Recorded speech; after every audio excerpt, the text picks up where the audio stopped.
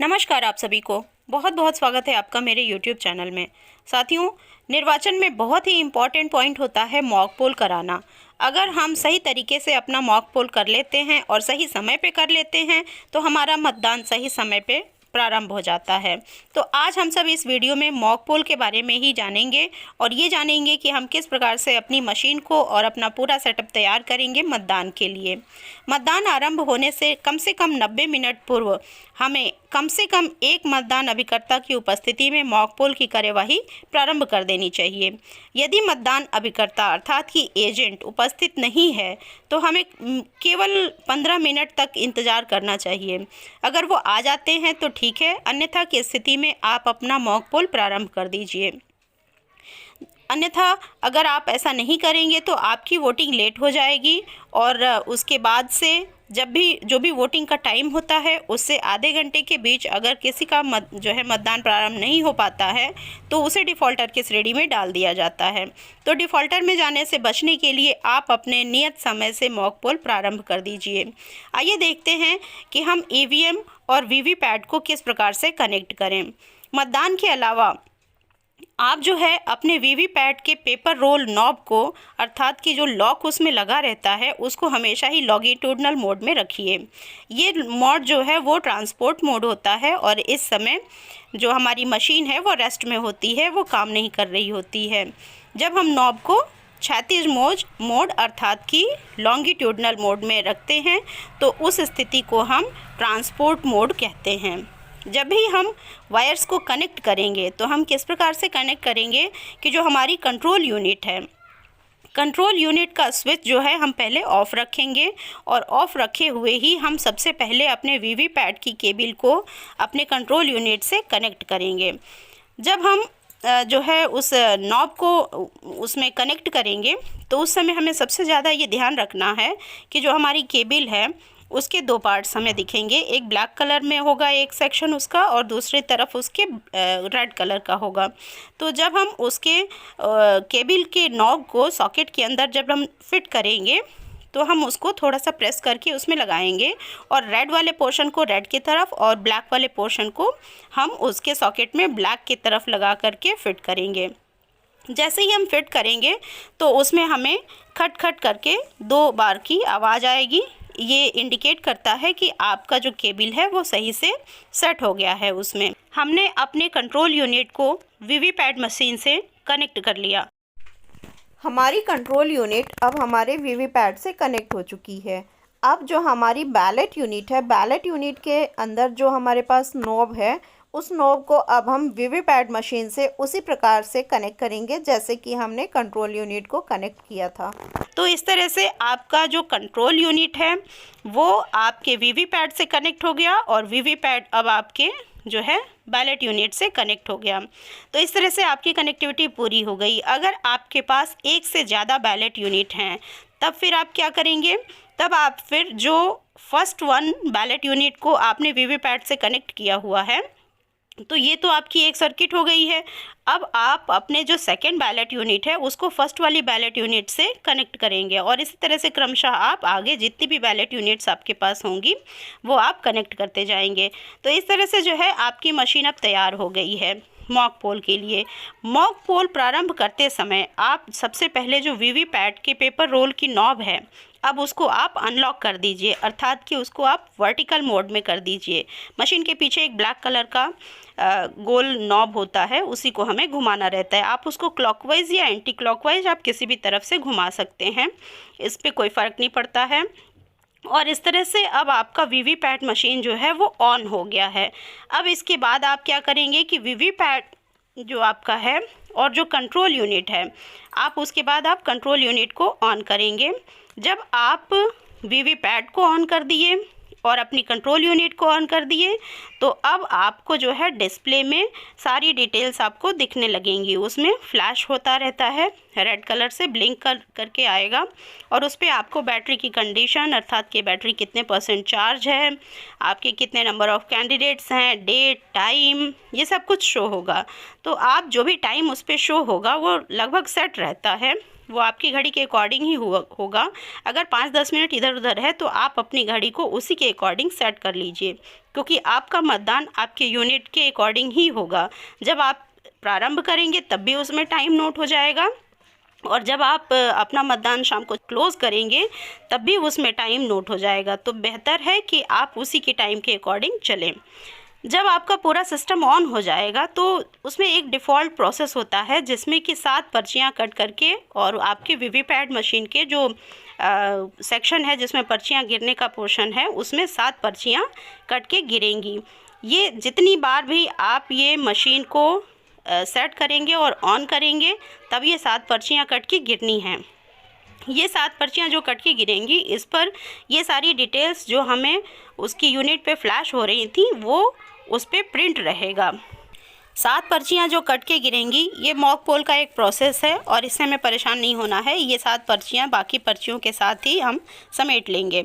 अब जो है समस्त यूनिट को मॉक पोल के लिए हम ठीक उसी तरह से सेट कर लेंगे जैसे कि हमें मतदान के समय करना है, क्योंकि मॉक पोल होने के बाद आप किसी भी मशीन को डिस्टर्ब नहीं कर सकते हैं। तो आप उसको जो आपका बैलेट यूनिट है उसको आप जहाँ पे किनारे की तरफ रखना होता है उसको कवर करके, उसमें आपको सामान दिया रहता है कवर करने के लिए, आप उसको उस तरह से घेर करके वहाँ रख दीजिए और आपका वीवीपैट मशीन भी वहीं पे रख दीजिए। और जो आपका कंट्रोल यूनिट है, कंट्रोल यूनिट आपके पास रहती है, ये आप या तो मतदान अधिकारी 3rd के पास रहेगी और वो हम वहाँ से कंट्रोल यूनिट से आपको जो मतदाता होगा उसको बैलेट इशू करेगा और तभी वो वोट कर पाएगा। तो कंट्रोल यूनिट को आप बाहर रखिए और बाकी के 2 जो मशीन्स हैं आपकी, जो वीवीपैट है और उसके साथ साथ बैलेट यूनिट है, इसको आप वहाँ सेक्शन में रख दीजिए। अब जो है आपको मॉक पोल को स्टार्ट करना है। मॉक पोल के समय कम से कम 2 मतदान अधिकारी तथा मतदान का जो एजेंट है, अभिकर्ता है, उसको लेकर के आप उस कंपार्टमेंट में जाएंगे। पीठासीन अधिकारी जो है वो कंट्रोल यूनिट पर बटन दबा करके बैलेट जारी करेंगे और जब वो बैलेट जारी करेंगे तो मतदान अभिकर्ता जो है वो उम्मीदवारों और नोटा सभी के सामने जो नीला बटन है तो बारी बारी से उस पर बटन को दबा करके वोट करेंगे। इस प्रकार से हमें मॉक पोल के समय कम से कम 50 वोट डालने हैं। हमें ये ध्यान रखना है कि प्रत्येक उम्मीदवार को कम से कम 1 वोट अवश्य पड़े और साथ में नोटा में भी कम से कम 1 वोट अवश्य पड़े। इस प्रकार से जो मतदान अभिकर्ता है अर्थात कि जो एजेंट है वो वोट डालेगा, मतलब कि पीठासीन अधिकारी बार बार उसको बैलेट इशू करेंगे और वो वोट डालेगा सभी जितने भी उसमें कैंडिडेट्स हैं सभी के लिए। इसी बीच जो मतदान अधिकारी 2 लोग वहाँ प्रेजेंट हैं वो अपना एक रजिस्टर लिए रहेंगे और उस रजिस्टर पे ये नोट करते जाएंगे कि किस मतदाता को कितने वोट दिए जा रहे हैं। ये बहुत ही इम्पॉर्टेंट है, आपको ये नोट करते रहना होगा। जब वोट डाला जाएगा तो आप देखेंगे कि वहाँ पर जो वीवीपैट की डिस्प्ले सेक्शन है उसमें आपको दिखाई देगा कि आपने किस कैंडिडेट को वोट डाला। वहाँ पर एक पर्ची दिखाई देगी जो 7 सेकंड तक वहाँ रहेगी और उसके बाद वो पर्ची कट करके नीचे मशीन के अंदर सेक्शन में चली जाएगी। तो उस समय आप अभिकर्ता को ये दिखाएंगे कि देखिए आपने जिस कैंडिडेट को वोट डाला उसी की पर्ची यहाँ डिस्प्ले हो रही है और वो फिर नीचे कट के गिर रही है। इस प्रकार से हम जो है वोटिंग की ट्रांसपेरेंसी को हम बताएंगे एजेंट्स को, जिससे कि किसी भी प्रकार की गलतफहमी ना हो पाए।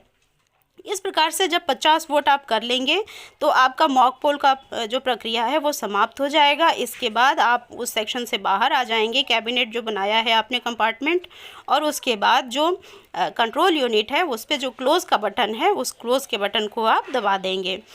क्लोज़ बटन दबाने के बाद आपको पुनः डिस्प्ले पर सभी डिटेल्स अर्थात कि battery, date, time, number of candidates आदि दिखाई देगा।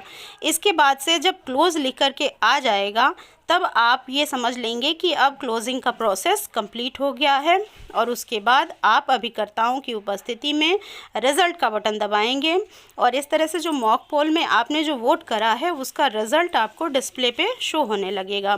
फिर आप अपने रजिस्टर से उस विवरण के जो रिज़ल्ट आएगा उस पे डिस्प्ले में उसको मैच करेंगे कि किस कैंडिडेट को कितने वोट नीला बटन दबा करके डाला गया है। जब वो संख्या आप मैच कर लेंगे तो आप जो एजेंट्स हैं उनको भी दिखा करके उनको ये संतुष्टि दिलाएंगे कि देखिए मशीन में कोई गड़बड़ी नहीं है और आप जिसको वोट डाले थे वही रिज़ल्ट में शो हो रहा है।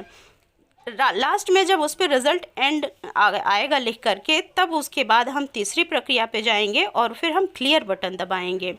क्लियर बटन को दबाने पर हमारे जितने भी कैंडिडेट्स को हमने मॉक पोल के दौरान वोट डाले थे उनकी जो वोटिंग है वो ज़ीरो हो जाएगी। तो मशीन में जितने भी वोट पड़े हैं वो सब वो ज़ीरो करेगा उसको, फिर सारा वैसे ही डिस्प्ले होगा और फिर उसके बाद लास्ट में रिज़ल्ट ज़ीरो करके आपके सामने आएगा। उसमें सब कुछ दिखाएगा कि डिलीटिंग जो कैंडिडेट्स हैं उनके डिलीटिंग वोट करके आएगा। इस प्रकार से आपने 3 प्रक्रिया करी, आपने क्लोज़ किया, फिर रिज़ल्ट किया और उसके बाद क्लियर किया। इसी प्रक्रिया को हम CRC कहते हैं। अब जो है आपका जो वीवीपैट है, आपका जो है ज़ीरो हो गया रिज़ल्ट। अब उसके बाद आप वीवीपैट के पास आ जाइए और उसके बाद जो पेपर यूनिट है वहाँ पे पर्चियाँ आपको मिलेंगी। वहाँ 50 वोट आपने जो मॉक पोल के डाले हैं वो, और 7 पर्चियाँ और जो पहले मशीन की जो डिफ़ॉल्ट प्रोसेस से जो पर्चियाँ निकली थी। तो इस तरह से 57 पर्चियाँ आपको मिलेंगी। उन सभी 57 पर्चियों को आप उसमें से निकाल लेंगे और उसको भी अपने रजिस्टर से मैच कराएंगे कि देखिए जितने वोट हम लोगों ने डाले थे उन्हें वही पर्चियाँ कट के गिरी हैं, जिससे कि हमारी वोटिंग की ट्रांसपेरेंसी उन अभिकर्ताओं के सामने आ जाए। अब जो है इन सारी पर्चियों के पीछे आप मुहर लगाएंगे और उसके बाद फिर इन पर्चियों को एक आपको डब्बा मिला होगा, उसके अंदर ब्लैक लिफाफा रहता है। उस ब्लैक लिफाफे में डाल करके लिफाफे के ऊपर आप अपने बूथ का पूरा एड्रेस वगैरह जो भी उसमें ऑप्शंस दिया रहता है आपको क्या क्या लिखना है वो सब कुछ लिख करके और उसके बाद आप उसको सील कर देंगे। सील करने के बाद जो निर्धारित डब्बा आपको मिला है उस डब्बे में उसको रख देंगे और रखने के बाद आपको पिंक सील मिली हुई है, पिंक सील से उसको सील कर देंगे। सील करने के बाद आपका ये मॉक पोल के वोट जो है उसको आप किनारे रख देंगे। उस डब्बे पे जो धागे से एड्रेस टैग रहता है उस टैग को भी आप ले लेंगे और उस टैग से अब आप वीवीपैट मशीन को सील करेंगे। वीवीपैट मशीन को सील करने के लिए उसमें 2 होल्स बने रहते हैं, उन होल्स में धागा डाल करके आप जो है वीवीपैट मशीन का जो कंपार्टमेंट जहाँ से आपने पर्चियाँ निकाली थी आप उसको सील कर देंगे। अब जो है आपकी वीवीपैट मशीन का काम हो गया और आपका जो कंट्रोल यूनिट था उसका काम हो गया, आपका बैलेट यूनिट भी फ्री है। अब इस तरह से आप जो है अब कंट्रोल यूनिट जो आपकी है उसको भी आपको सील करना होगा। तो आइए देखते हैं कि उसको कैसे सील करेंगे। उसको सील करने के लिए आप उस पर जो नीला ढक्कन जैसा लगा हुआ है उसको खोलेंगे। उसको खोलने के बाद आपको ग्रीन सील मिली हुई है। ग्रीन सील को आप उसमें जो उसमें अपार्टमेंट टाइप में बड़ा बना हुआ है उसमें आप उसको लगा देंगे और ग्रीन और रेड कलर के उस पर सिंबल्स बने होते हैं वो आप उसी तरह से उसको सेट कर लेंगे। सेट करके उसको हमें सील करना है। और जो हमारा क्लोज़ का बटन है, क्लोज़ के बटन को भी सील करने के लिए हमें एक सीलिंग मिला होता है, उसको आप लगा करके क्लोज़ के बटन के ऊपर रख देंगे और उसके बाद से आप जो इसका आपका जो रिज़ल्ट और क्लियर का जो बटन है उसको भी आप अपने ग्रीन सील से सील करेंगे। उसके बाद आप ब्लू ढक्कन को बंद कर देंगे और उसके ऊपर फिर जो सील आपके पास है उस पर ए लिखा रहता है, उसकी जो ग्लू वाली जो स्ट्रिप है उसको आप हटा करके और उसको 1 और 2 टाइम्स सील करेंगे। आपको सीलिंग की प्रोसेस कुछ इस तरह से करनी होगी कि उसके ऊपर जो नंबर रहता है, जो आपके कंट्रोल यूनिट का नंबर है वो ऊपर दिखना चाहिए और उसी नंबर के पास आपके पीठासीन अधिकारी और जो अभिकर्ता अर्थात कि जो एजेंट है वो उस पर साइन करेगा। इस तरह से ये मशीन जो है सील होगी। उसके जो आपका क्लोज़ बटन है वहीं पे पास में जब उसके कैबिनेट को बंद करेंगे आप तो वहाँ पर एक होल आपको मिलेगा और उस होल में आप एड्रेस टैग का धागा लगा करके और उसको भी सील कर देंगे। इस तरह से आपकी जो कंट्रोल यूनिट है वो भी आपकी सील हो गई, आपकी वीवीपैट मशीन सील हो गई और अब आपका जो पूरा सेटअप है वो वोटिंग के लिए तैयार है। तो आपका ये सारा प्रोसेस मॉक पोल का पूरा हो गया। इसके बाद का जो प्रोसेस है वो है मॉक पोल का सर्टिफिकेट तैयार करना। पीठासीन अधिकारी और एजेंट्स मिलकर के मॉक पोल की निर्धारित प्रक्रिया के दौरान जो भी कार्य हुए हैं उसको, जो आपको सर्टिफिकेट एक पेपर मिला होगा, उसको आप फिल करेंगे और उस पर अपना साइन करेंगे, मुहर लगाएंगे। और इसके साथ साथ अगर आपके बूथ पे कोई माइक्रो ऑब्जर्वर है तो वो भी उस पर साइन करेगा और फिर इस प्रकार से आपकी मॉक पोल की प्रक्रिया संपन्न हो जाएगी। तो साथियों, इस तरह से आप अपने पोलिंग जो बूथ है वहाँ पर आप अपना कार्य बड़े ही इत्मीनान से करिए और आपका मॉक पोल का प्रक्रिया होने के बाद से आप समय से अपना मतदान प्रारंभ कर लीजिए। धन्यवाद।